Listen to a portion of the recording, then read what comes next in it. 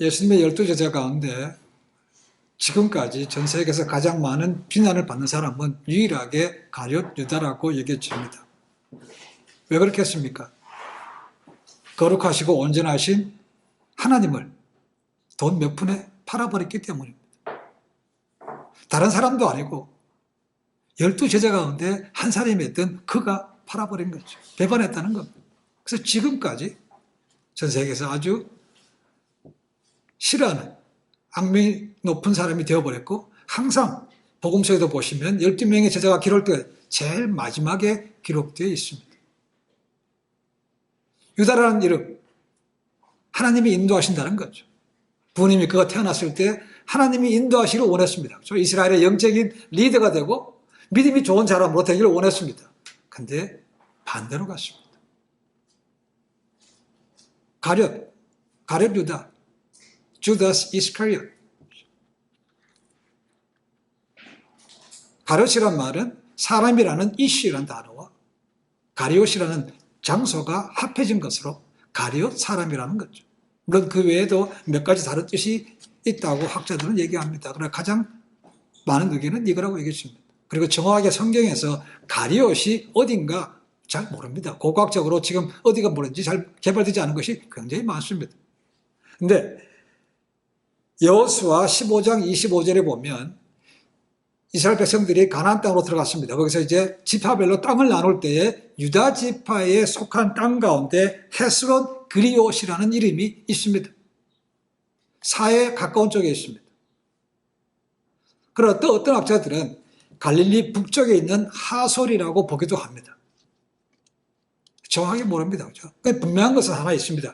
분명히 가룟 유다는 갈릴리 출신은 아니라는 겁니다. 그 말은 뭡니까? 다른 11제자들과는 색깔이 다를 수 있다는 겁니다. 다른 제자들은 뭐 동네에 살았던 같은 의미 같은 서로 알 수 있는 기회가 많았습니다. 그런데 가룟 유다는 전혀 자기들이 알 수 없는 곳에서 왔기 때문에 그가 마음먹기만 하면 얼마든지 신분 세탁이 가능했다는 겁니다. 자기를 얼마든지 지우고 새로운 사람으로 변장할 수 있다는 겁니다. 그게 먹혀 들어갔는지 모르지만 어쨌거나 가룟 유다는 12제자 가운데 중요한 재정을 맡는 사람이 되었습니다. 그런데 그것은 나중에 요한에게 들켰기 때문에 요한은 그를 갖다가 도둑이라고 부르고 있습니다. 요한복음 6장 71절에 의하면 가룟 유다의 아버지 이름이 시몬이라고 되어 있습니다. 시몬 굉장히 흔한 이름이었습니다. 하지만 성경 어디에도 그의 배경이 어떻다, 그의 아버지가 어떻다라는 말씀은 없습니다. 그렇지만 다른 제자들과 마찬가지로 지극히 평범한 사람이었다는 거죠. 특별한 사람 별로 없습니다. 그렇죠? 그리고 12제자들 가운데 부름받을 때 소명에 대한 언급이 있는데 유다는 받은 소명이 전혀 없습니다. 그렇지만 그도 예수님께서 제자로 부르셨을 때 모든 걸 포기하고 따라갔습니다. 이유는 뭐겠습니까? 그도 그 당시에 이스라엘 사람들이 가지고 있었던 메시아 대망 사상, 메시아가 오신다, 그것을 가지고 있었기 때문에 그 부르심에 혹시 이분인가 하고 분명히 그 부름에 자기의 모든 것을 버리고 따라갔습니다. 그럼 물론 시간이 지나는 동안 그의 가치관이 바뀐 것도 우리가 아는 사실입니다. 결과적으로 그가 다른 것을 들었을지 모르지만 그의 마음만은 들이지 않았다고 봅니다. 제가 생각하기에 가장 좀 놀라운 것은 모든 것을 아시는 예수님께서 그것을 아시면서도 제자로 부르셨다는 겁니다. 3년 동안 꾸준히 데리고 다니시고 거기에 많은 기회를 주셨다는 거죠. 모르고라면 할 수 있지만 어떻게 아시고 그렇게 하셨을까? 참 의아한 것도 많습니다. 물론 예수님은 택하셨지만 가룟 유다의 역할은 배반하는 거였습니다. 그리고 그 배반은 이미 성경 여러 곳에서 예언이 되었다고 말씀했습니다. 시편 41편이 그런 것이고 예레미야서에도 기록되어 있고 스가랴서에도 기록되어 있습니다. 그렇지만 분명한 것은 어느 누구도 예수님도 동료들도 가룟 유다가 그런 배반의 역할을 하라고 강요하거나 푸시하지 않았다는 겁니다. 모든 것을 유다가 선택했습니다. 우리가 생각합니다. 이미 그가 구약에 예언됐다면 그 길로 가는 게 아닙니까? 당연한 거 아닙니까? 그렇죠? 물론 그럴 수 있습니다. 물론 구약에는 유다라는 이름이 언급되어 있지는 않습니다. 누군가는 그 역할을 해야 되는 게 맞죠. 그렇죠? 이제 앞으로 보겠지만 예수님 모든 걸 아십니다. 12제자 가운데 시작할 때부터 너희 중에 하나는 나를 판다. 너희 중에 하나는 마귀의 자녀라고 되어 있습니다. 오픈된 거죠. 어떻게 보면. 유다는 마지막까지 그 길을 걸어간 것이죠. 자기가 선택했다는 겁니다. 그러니까 지금도 칼빈이 얘기하는 예정론과 predestination, 그거와 free will, 자유 사이에 굉장히 갈등이 많습니다. 분명한 것은 하나님께서 처음부터 태어날 때부터 그를 악인으로 점찍고 지내지는 않았다는 겁니다. 똑같이 그의 아버지 태어났을 때 하나님이 인도하시기 원한다. 그런 영적인 자녀를 키우기를 원했지만 유다는 모든 기회를 떨쳐버리고 자기의 길을 갔다는 거죠. 그 마음에 탐욕과 미움과 증오심이 점점 갈수록 커졌기 때문에 그는 그 배반의 길을 갔다는 것입니다. 그래서 누가복음 22장 22절에 보면 이런 말씀이 있습니다. 인자는 이미 작정된 대로 가거니와 그를 파는 사람에게는 화가 있으리로다. 이미 예수님은 돌아오셔서 십자가 돌아가시고 곧 이룰 것을 이미 아셨기 때문에 그 길로 갑니다. 근데 유다는 그렇지 않았다는 겁니다. 누군가는 배반하는데, 그죠? 예언대로 배반을 하지만 그것이 유다일지는 누구도 모르는 거죠. 그죠? 그러나 그렇게 한 사람은 화가 있다고 말씀하신 거죠.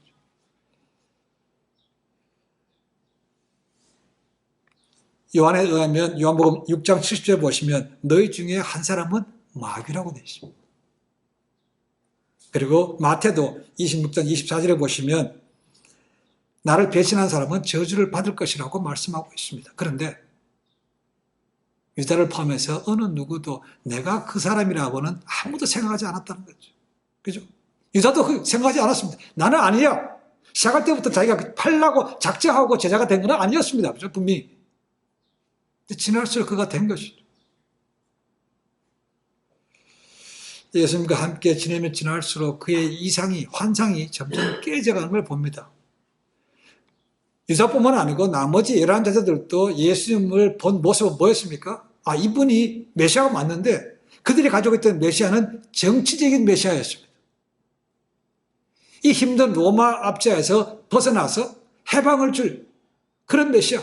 모세와 같은 거죠. 그렇죠? 당시 모세가 애굽이라는 전 세계 가장 막강한 나라에서 그들 백성을 이끌어내고 그들 멸했을 때와 같은 그와 같은 메시아. 정치적인 메시아로 기했다는 것이죠. 근데 그렇게 기대했는데 지나고 보니까 아니에요. 그래서 그의 꿈이, 환상이 점점 깨져 갑니다. 처음에는 그렇게 믿었습니다. 그리고 처음에 그때는 보니까 예수님이 어마어마한 능력을 가진 분이에요. 와, 그래서 기대가 점점 더 커집니다. 그렇죠? 죽었던 사람도 살리십니다. 귀신도 쫓겨나갑니다. 그죠? 무리도 걸어오세요. 그리고 말씀으로 풍랑도 자연도 잠잠게 하시라는 것이죠. 그러니까 믿어 싶지 않았다는 것입니다. 이제 다윗 왕국이 이제 번창하는 것보다 이제 새로운 나라가 이루어지는구나. 아, 그러면 우리도 한 자리 하는 것이지. 그런 꿈에 부풀었다는 거죠. 근데 예수님이 사역의 말기에 와서는 그것이 아닌 것이 점점 보여지기 시작한다는 것이죠. 이제 내가 고난받으셔 죽으신다. 뭐 이런 말씀도 하는 것이죠. 몇 번이나 말씀하셨지만 12제자 모두가 다 그래서 마음에 든 사람은 아무도 없습니다. 그렇지만 나머지 11제자들은 그런 말씀 속에서 예수님의 삶 속에서 우리가 잘못 생각했구나. 하나님 나라에 대해서 영적으로 더 많은 걸 생각하게 된 반면에 가룟 유다는 그렇지 않았다는 겁니다. 100% 그건 잘못이라고 생각했다는 거죠. 그래서 그 마음속에 이제 쓴뿌리가 증오심이 점점점 커져가고 그와 비례해서 그의 탐욕도 커져가기 시작합니다. 만약에 예수님께서 내가 기대했던 그런 정치적인 메시아가 안 된다면 나는 3년 동안 허송세월을 한 거라는 거죠. 그죠? 새빠지게 떠나다녔는데 내 모든 걸 포기하고 섬겼는데 그럼 돌아오는 건 뭐야? 명예도 없고 권력도 없고 재물도 없고 그러니까 화가 나는 거죠. 그래서 마음속에 배신감이 싹 트는 거죠. 자, 그러면 언제 가룟 유다가 확실하게 그런 마음을 먹었는가라는 겁니다. 결정적인 사건은 이 마태복음 26장 앞부분에 나옵니다. 다른 복음서에서 나옵니다. 예수님께서 베다니에서 나사로를 고치셨습니다. 죽었던 나사로를 살리셨습니다. 그리고 그 베다니에서 잔치가 벌어집니다. 그 잔치는 누가 초청했는가? 문둥병자 시몬의 집에서 잔치가 벌어졌다고 되어 있습니다. 예수님께 초청됐고 당연히 제자들도 함께 갑니다. 그 잔치가 무료결한데 한 여인이 그 비싼 향료를 갖다가 예수님 발에 붓고 자기의 머리칼로 발을 닦습니다. 와, 온 잔치집이 향내가 가득합니다. 그런데 그걸 보고 가룟 유다가 한마디 하죠. 뭐라고 얘기합니까? 야, 그 비싼 300데나리온을 갖다가 팔아서 가난한 자들에게 줘야지. 지극히 맞는 말처럼 보입니다. 그죠? 요한복음 12장 나옵니다. 자, 말씀드렸지만 300데나리온. 이 데나리온은 하루 노동자가 해서 벌 수 있는 품삯입니다. 하루 일당입니다. 그러니까 안식일을 빼고 유대인의 절기를 빼면 노동자의 1년치 월급과 맞먹는 비싼 향료입니다. 근데 그런 것을 갖다가 예수님 머리에 붓는 것도 아니고 발에 부어? 야, 그건 심한 낭비 아니냐고. 그래서 책망했다는 겁니다. 다른 복음서에 보시면 마태복음 26장 8절에 보시면 다른 제자들도 똑같이 분개했다고 되어 있습니다. 26장 8절에 보니까 제자들이 보고 분개하여 이르되 무슨 의도로 이것을 허비하였느냐라고 얘기해요. 낭비라는 겁니다. 그러니까 그 어느 누구도 유다의 본심은 모르는 겁니다. 유다의 본심은 뭐였습니까? 아이고, 300데나리온을 팔아서 돈을 나한테 갖다 줘야 내가 슬쩍 하면서 얼마를 빼돌릴 텐데 그걸 안 하니까 기회를 놓쳐버린 거죠. 그죠? 그리고 또 하나는 예수님께서 자기 편을 들 줄 알았다는 겁니다. 뭐냐입니까? 유다 말이 맞아. 왜?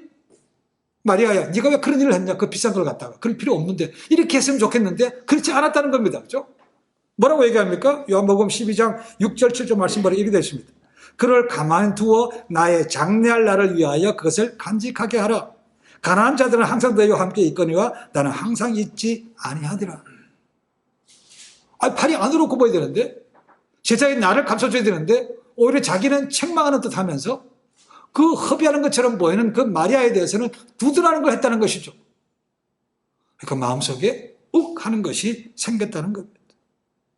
그래서 많은 학자들도 생각하시면 이때야말로 그가 결정적으로 여기다가 바뀌는 배반할 수 있는 마음을 먹은 전환점일 거라고 생각을 합니다. 그걸 나타내는 구절이 우리가 앞에 읽지는 않았지만 마태복음 26장 14절부터 16절에 나옵니다. 이렇게 되어 있습니다.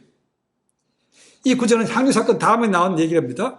그때에 12 중 하나인 가룟 유다라 하는 자가 대제사장들에게 가서 말하되 내가 예수를 너에게 넘겨주리니 얼마를 주려니야 하니 그들이 은 30을 달아 주거늘 그가 그때부터 예수를 넘길 기회를 찾더라라고 되어 있습니다. 이게 결정적인 때 날 무시해.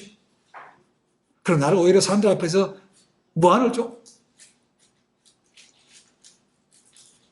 이 구절에 의하면 아마도 유다는 이 잔치가 끝난 다음에 이 베다니를 떠나서 약 2km 정도 떨어진 예루살렘으로 갔습니다.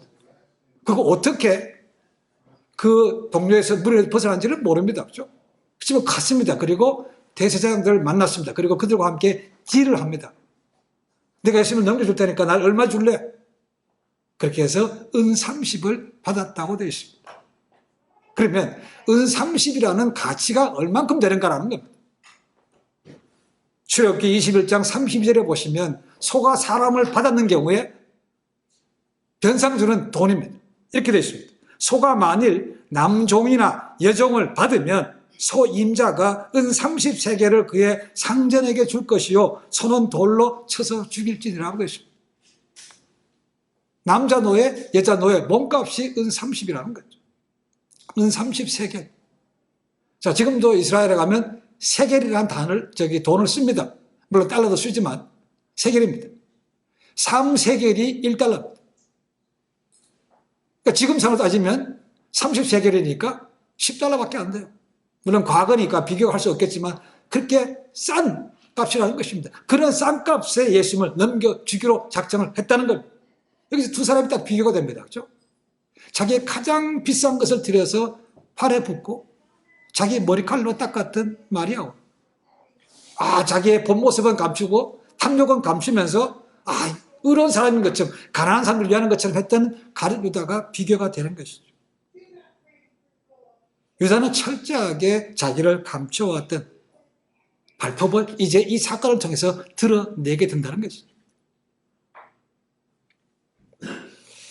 예수님이 체포되는 날 밤, 십자가에 달리기 전입니다. 제자들과 함께 마지막 유월절 만찬을 합니다. 그렇죠? 그 다락방에서 배신에 대한 자세한 사건을 다루고 있습니다. 우리는 요한복음 13장 강의에서 이미 봤습니다. 이때는 이미 유다가 예수님을 팔기로 작정했고 돈도 받은 이유라고 얘기했습니다. 그런데도 불구하고 유다는 마치 아무 일 있는 것처럼, 아닌 것처럼 태연하게 와서 거기에 참석을 하고 있는 것이죠. 사도 요한은 후에 요한복음을 쓰면서 이렇게 기록하고 있습니다. 마귀가 유다의 마음속에 예수님을 팔 생각을 집어넣었다라고 표현하고 있습니다. 요한복음 13장 2절입니다. 그러니까 마태복음 26장, 요한복음 12장, 요한복음 13장, 누가복음 22장, 마가복음 14장, 집에 가서 한번 다시 읽어보십시오. 비교해서 읽어보십시오. 보면 그 자세한 내용을 좀 더 쉽게 알 수 있습니다. 자, 그러면 누가 유다에게 배반하고 그랬습니까? 아니었습니다. 요한은 나중에 성령의 감동으로 자기 복음서를 쓸 때 마귀가 그에 대해서 했다고 되어 있습니다. 마귀하고 그냥 부추기겠습니까? 마귀는 우리의 마음도 보고 있는 거죠. 그러니까 우리의 약점도 잘 알고 있습니다. 그러니까 그 약점을 부추기는 거죠. 야, 네가 이렇게도 열심히 했는데 돌아오는 건 이 배신밖에 없는데 너 그렇게 가만히 있을 거야? 넘겨줘 버려. 이래 부추긴 것을 마귀가 했다는 겁니다. 그렇지만 그 마음속에 이미 예수님을 향한 미움과 증오심과 물질에 대한 탐욕감이 있었기 때문에 마귀가 그것을 살살 부추긴 거죠. 넘어갔다는 것이죠. 그래서 그의 이름대로 그의 부모님이 하나님의 인도함을 받는 아들이 되라고 했는데 그가 오히려 마귀의 인도함을 받는 도구가 됐다는 겁니다. 그런데 예수님은 이런 사실을 이미 다 알고 계십니다. 그런데도 세족식을 하면서 유다의 발도 씻겨주셨습니다.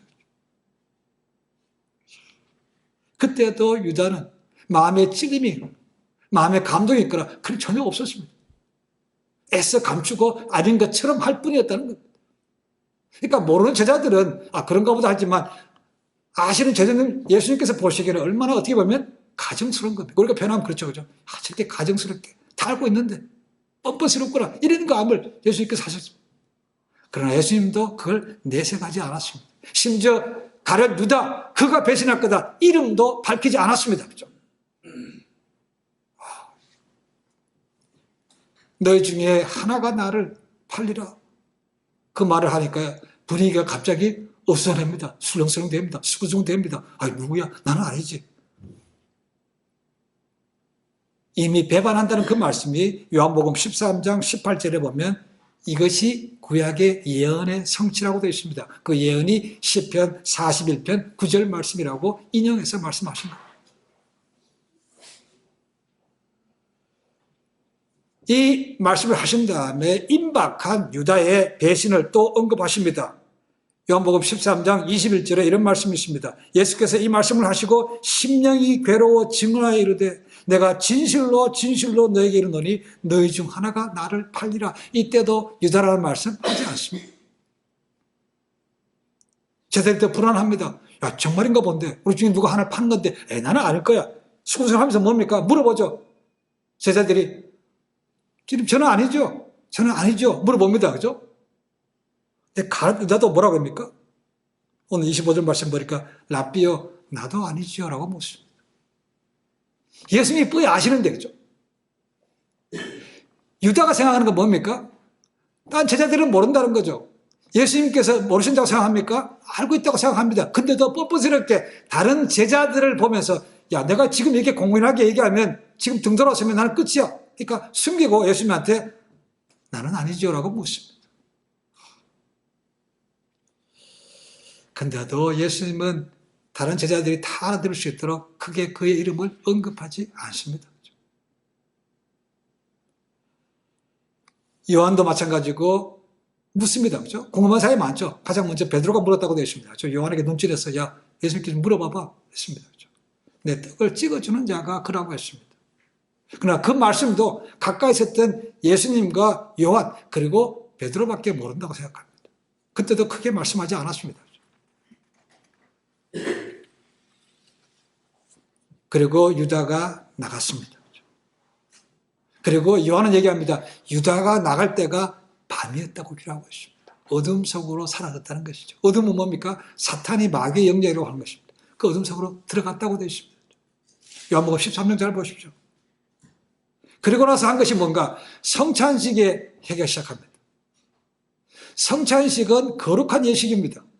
정말 하나님의 자녀만 참여할 수 있는 것이죠. 그래서 세족식은 유다에게 베풀었지만 이 성찬식은 유다가 없을 때 행하셨습니다. 이걸 나중에 사도 바울은 아는 거죠. 그래서 우리가 성찬식 할 때마다 제가 읽는 본문이 고린도전서 11장에 나옵니다. 누구든지 이 예식에 참여하는 사람은 먼저 자신을 살피고 잘못된 일이 없도록 하라는 것입니다. 위선으로 스스로 심판을 자초하는 일이 없게 하라고 경고하고 있다는 것입니다. 그래서 유다가 나간 이후에 성찬식은 하신 거죠. 그러면 만천장을 떠난 이후에 유다가 뭘 했는가? 마가복음 14장 10절 11절에 의하면 그가 나와서 바로 산헤드린 공회를 찾아갔다고 얘기하고 있습니다. 그리고 이제 앞으로 구체적으로 내가 어떻게 예수님을 넘겨줄 것인지를 얘기합니다. 어둠 속에서 알아볼 수 있는 방법을 얘기해 주는 거죠. 그러니까 이런 것을 보면 유다가 충동적으로 홧김에 한 것은 아닙니다. 그렇죠?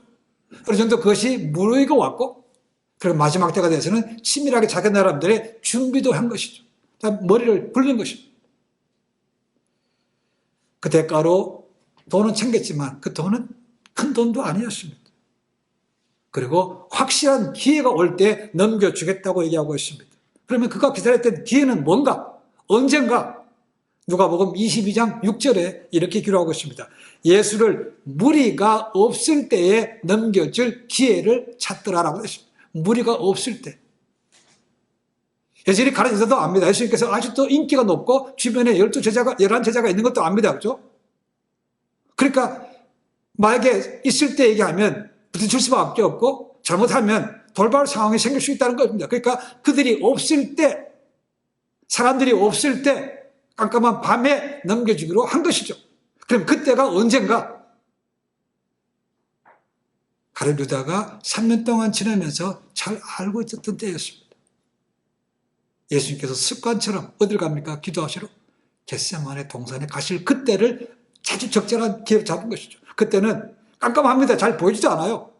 예수 제자들 또 기도할 때는 좀 떨어지지 않습니까? 그죠? 그때야말로 예수님께서 혼자 남을 때 딱 잡아서 하기가 딱 좋은 때라는 것이죠. 그때를 타겟으로 삼았습니다. 사도 요한에 의하면 요한복음 18장 2절에 이렇게 말하고 있습니다. 그것은 가끔 예수께서 제자들과 모이시는 곳이므로 예수를 파는 유다도 알더라라고 했습니다. 그 겟세마네 동산에 깜깜할 때 기도하는 그곳을 자점으로 해서 넘겨주기로 유다가 결정을 하고 그들에게 알려준 것이죠. 짜 맞춘 겁니다. 그렇죠? 유다의 배신 행위는 요한복음 18장에 가면 절정에 달합니다. 예수님은 가룟 유다가 계획한 대로 아시면서도 겟세마네 동산에 기도하러 가십니다. 그리고 가룟 유다의 배신이 문제가 아니고 지금 예수님은 십자가에 달리는 것이 너무 힘든 겁니다. 그래서 자신을 기도하십니다. 의사했던 누구나 뭐라 합니까? 예수님께서 얼마나 힘들어 기도했으면 그거 하려면 땀방울이 났고, 그죠? 그 땀방울이 핏방울처럼 됐다고 말씀하고 있습니다. 의사했던 누가 많이 그렇게 기도하고 있습니다. 그리고 실제로 의학적으로 힘들면 땀방울이 핏방울이 된다고 의학적으로 설명을 합니다. 더 나아가서 예수님은 너무 힘들으셨기 때문에 제자들과 함께 기도하자고 하셨습니다. 그죠? 그 특별하게 세 제자, 베드로와 야고보, 요한에게는 좀 더 가까이 가셔서, 너 가까이 와라. 날 위해서 기도해 주라고 했습니다. 이미 그 전에 예수님 말씀하셨습니다. 너희가 시험에 들지 않기 위해서 기어서 기도하라고 했는 거죠. 그죠? 근데 아무도 그 귀담아 들은 사람이 없죠. 예수님께서 붙잡힐 리도 없고, 자신들이 배신할 것도 없으니까 그 말은 그냥 하셨지만 흘려버린 거죠. 그리고 뭐 했습니까? 잤습니다. 그죠? 예수님 기도하셔서 그들보다 돌 던지는 거리에 가셔서 혼자 기도하시다가 다시 와서 보니까 잡니다. 깨웠습니다. 기도해라. 그리고 가셨습니다. 와서 보니까 또 잡니다. 그걸 3번 하신 거죠. 그리고 3번째 하나님께서 하신 게 뭡니까? 이제는 때가 됐으니까 가자라고 하십니다. 그 때가 언제입니까? 가룟 유다를 통해서 그 때를 알고 군병들이 예수님을 잡으러 군인들이 올 때였고, 그리고 가룟 유다가 예수님을 넘겨줄 그때가 된 것이죠. 그걸 아셨기 때문에 이제 가자고 하십니다. 그때 온 사람들이 누구라고 되어 있는가 보니까 횃불과 등과 무기를 들고 군인들이 왔다고 되어 있습니다. 아마도 예루살렘 성전을 지키는 로마 군인들, 샌안토니오 요새에 있던 로마 군인들, 그 다음에 유대인들로서 성전을 지키는 사람들, 이런 사람들이 함께 왔을 것입니다. 그리고 대제장들, 그런 종들도 같이 왔습니다. 많이 왔다는 거죠. 그렇죠? 그러니까 이 사람들은 여차하면 무슨 일이 생길지 모르니까 폭동이 날까봐, 대들은 사건이 생길까봐 완전 무장하고 온 것이죠. 그리고 그가 그들에게 이미 얘기했던 대로 잘 모르니까, 어두워서 잘 모르지 않습니까? 그렇죠? 그러니까 예수님 앞에서 와서 키스를 하는 것이죠. 제가 오늘 주보에 실었던 그림이 유다가 와서 예수님께 키스하는 장면. 요한복음 18장 5절에 보니까 예수님께서 그걸 아셨기 때문에 뭐 숨어 지내거나 도망가지 이렇게 하지 않았습니다. 그렇죠? 오히려 스스로 자기를 드러내셨다고 말씀하고 있습니다. 그 유다는 얘기했던 대로 내가 입 맞추는 그 사람이 예수니까 그 사람을 잡으시오 했다는 거죠. 그리고 뻔뻔스럽게도 유다는 그렇게 와서 예수님께 입을 맞췄다고 마가복음 14장 45절에 기록하고 있습니다. 입맞춤이 뭡니까? 입맞춤.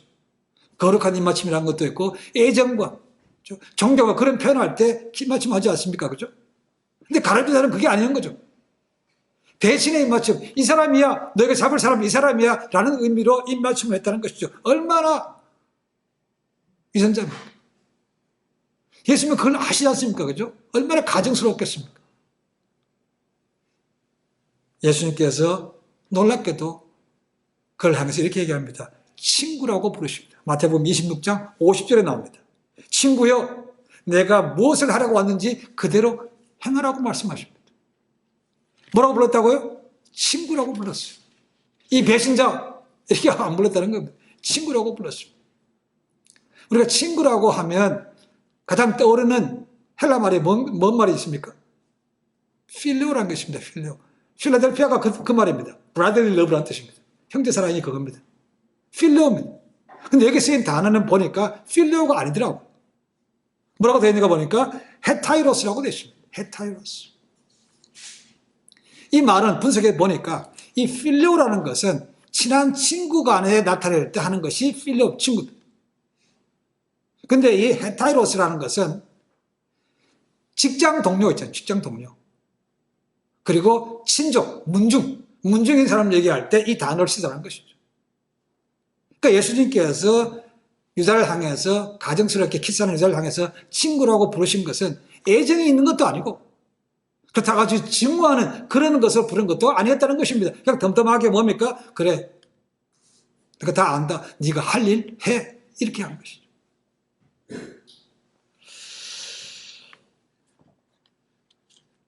누가복음 22장 48절에 보니까 이렇게 됐습니다. 유다야, 내가 입맞춤으로 인자를 파느냐라고 든 거죠. 예수님은 유다에게 많은 특권과 기회를 줬습니다. 3년 동안 하면서 많은 것들을 가르쳐 주셨고 실습도 하게 하셨고 포기하셨습니다. 그렇죠?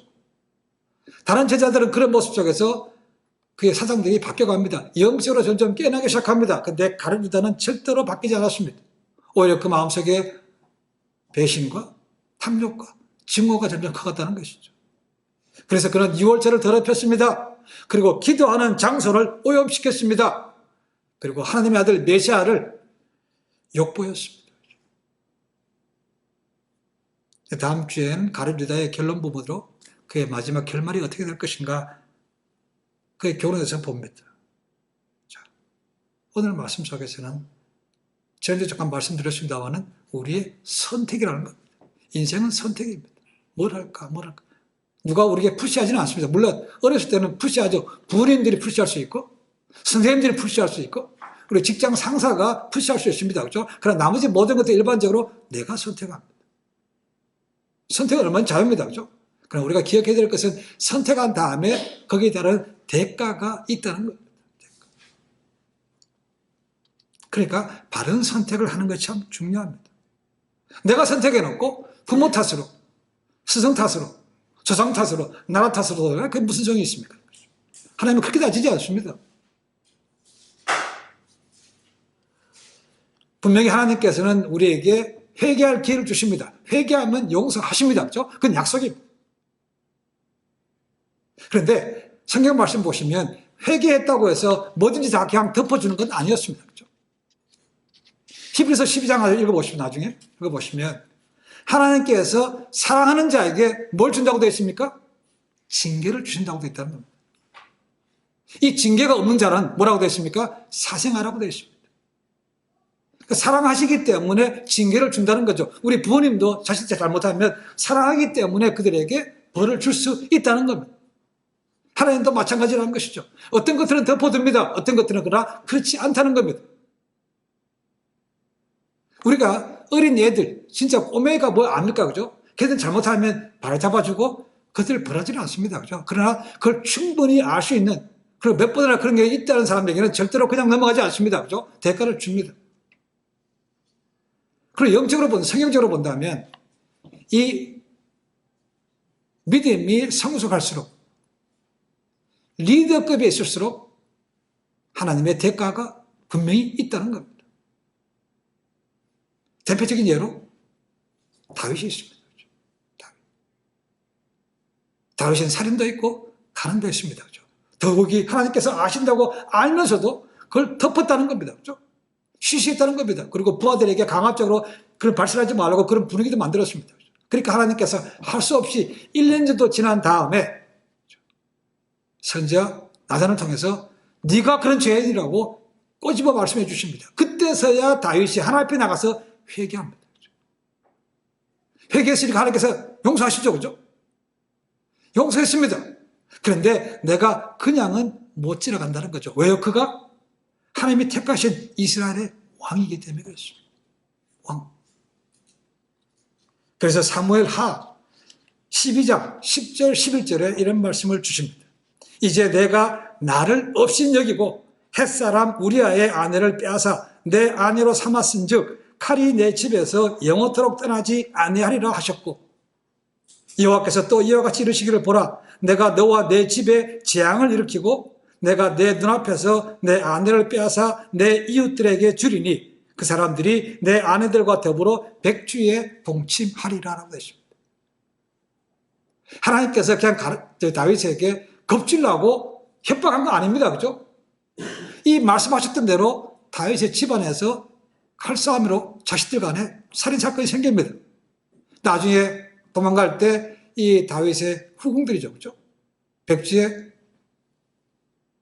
사람들 보는 앞에서 욕버린 것도 당합니다. 그대로 이루었습니다. 그렇다고 해서 하나님께서 다윗의 죄를 용서하지 않았다는 말은 아닙니다. 대가는 있다는 거죠.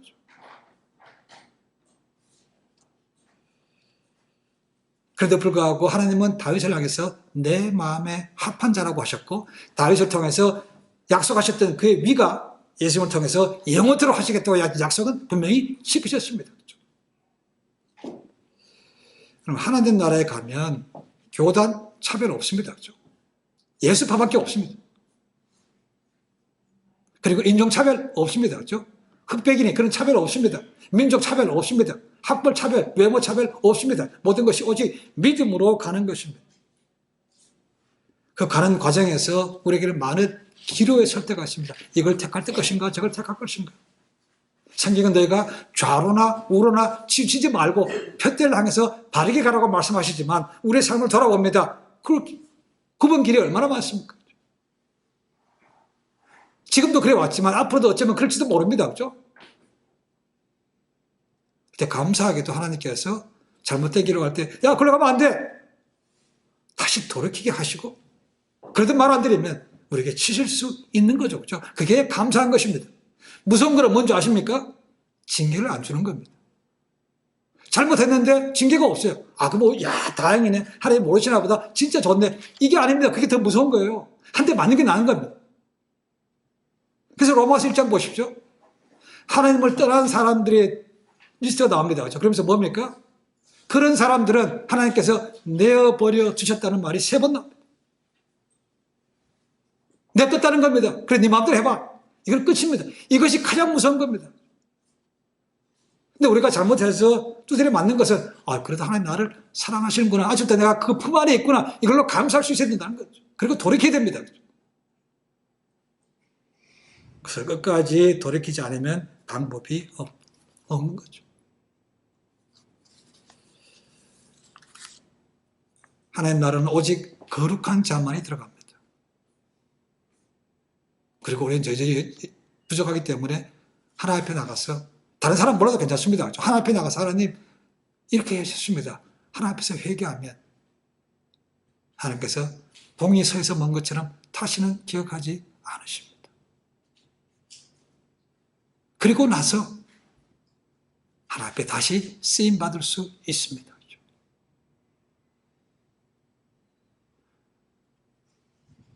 어디서 무너지지 간에 늘 초심으로 돌아가서 하나님 앞에 거룩한 것을 회복하고 마지막 때 하나님 앞에 의의 도구로 쓰임받는 그런 제자의 삶이 되시기를 주님을 간절히 축원해 드립니다. 기도하겠습니다.